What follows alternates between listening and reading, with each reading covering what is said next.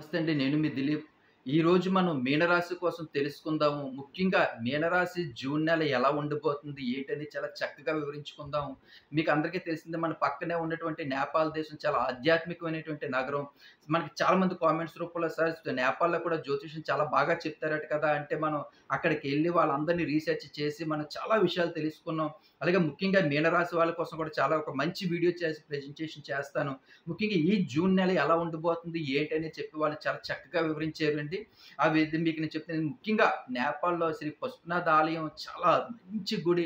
మన ప్రధానమంత్రి గారు కూడా వెళ్లి అది ఆ శివుని గుడి దర్శనం చేసుకుంటారు. అలాగే మన సీతమ్మ జన్మస్థలం కూడా మనకి నేపాల్‌లోనే ఉంది.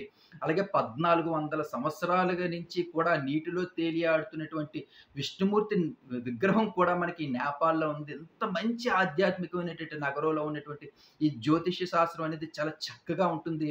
ఈ మీనరాశి వాళ్ళ కోసం చాలా చక్కటి ఈ వాళ్ళు చాలా బాగా చెప్పారు. అది మీకు ఒక వీడియో ఒక 2, 3 రోజుల్లో ప్రెజెంటేషన్ చేస్తాను. అందుకే నా ఛానెల్ సబ్స్క్రైబ్ చేసుకోండి.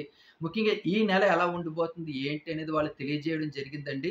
ముఖ్యంగా మీనరాశి వాళ్ళకి ఈ నెల అనేది కొంచెం ఆర్థికమైనటువంటి ఇబ్బందులు కలిగే ముఖ్యంగా ఈ నెలే చెప్తున్నాను. కొంచెం ఆర్థిక పరమైనటువంటి ఇబ్బందులు కలిగే అవకాశాలు ఉన్నాయని చెప్పి వాళ్ళు చెప్పడం జరిగింది. చిన్న చిన్న అనారోగ్య సమస్యలు కూడా మనకి జూన్ నెల కొంచెం ఉండే అవకాశాలున్నాయి. వే ప్రయాణాల్లోని కొంచెం వ్యయప్రయాసాలు ప్రయాణాల్లో చాలా అలసటైపోతాము. లేదంటే లాంగ్ ప్రయాణాలు చేయడం, ఫ్యామిలీతోటి ఎక్కడికైనా ఎళ్ళినా సరే చాలా ఇబ్బందికరమైనటువంటి పరిస్థితులు ఏర్పడే అవకాశాలు ఎక్కువగా ఉన్నాయి. మరీ ముఖ్యంగా పరిష్కారము కాని పనులనేవి మనకి చాలా ఎక్కువగా సమస్యలనేవి ఎక్కువగా ఉండే అవకాశాలు ఎక్కువగా ఉన్నాయి. అలాగే ఈ మనం ఆలోచించకుండా అనాలోచితమైనటువంటి ఈ వ్యవహారాలు గాని, పనులు గాని చేయడం వల్ల కొంచెం నష్టపోయే అవకాశాలు కూడా ఈ జూన్ నెలలో ఉన్నాయి కాబట్టి, కొంచెం జాగ్రత్తలు తీసుకోవడం అనేది చాలా మరీ ముఖ్యం. మరీ ముఖ్యంగా చదువుకునే పిల్లలకైతే మాత్రం చాలా బావుందని చెప్తున్నారు.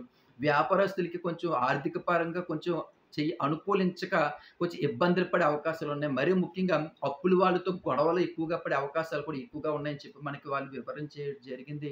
కోపాన్ని చాలా కంట్రోల్ చేసుకోమని వాళ్ళు మరీ చెప్తున్నారు జూన్ నెల. లేదంటే అనవసరంగా బంధువర్గంతో గానీ, ఇంట్లో వాళ్ళతో గానీ, బయట వాళ్ళతో గానీ, స్నేహితులతో గానీ గొడవలు పడి, మనస్పర్ధలు పడి వాళ్ళకి మనకి విభేదాలు ఎక్కువగా వచ్చే అవకాశాలు ఎక్కువగా ఉన్నాయి గాబట్టి, కోపాన్ని చాలా కంట్రోల్ చేసుకొని ఈ యోగా చేసుకోవడం గానీ, మెడిటేషన్ చేసుకోవడం గానీ, ఇవన్నీ చేసుకోవడం వల్ల ఈ నెల కొంచెం చాలా అద్భుతంగా ఉంటుంది. మీకు అవకాశం ఉన్నంత వరకు కూడా ప్రతి సోమవారం కూడా ఈ 4 వారాలు కూడా శివుని గుడికెళ్ళిపోయి దర్శనం చేసుకున్నట్లయితే మాత్రం కొంచెం యోగదాయకంగా ఉండే అవకాశాలు చాలా ఎక్కువగా ఉన్నాయని చెప్పి వాళ్ళు మనకి చెప్పడం జరిగింది. అలాగే మనం ఇంకొంచెం మరిన్ని విషయాలు మంచి విషయాలు తెలియజేసుకుందాం. ముఖ్యంగా మీకోసం ఈ మీనరాశి వాళ్ళ కోసం చాలా అద్భుతంగా చెప్పారు 2024 కోసం. ఆ వీడియో మీకు నేను ప్రెజెంటేషన్ చేస్తాను 2, 3 రోజుల్లో. ఇంకా మరిన్ని మంచి వీడియోలు మనం చేసుకుందాం. అందుకే నా ఛానెల్ సబ్స్క్రైబ్ చేసుకోండి. Please subscribe my channel. మీ దిలీప్. ఉంటానండి.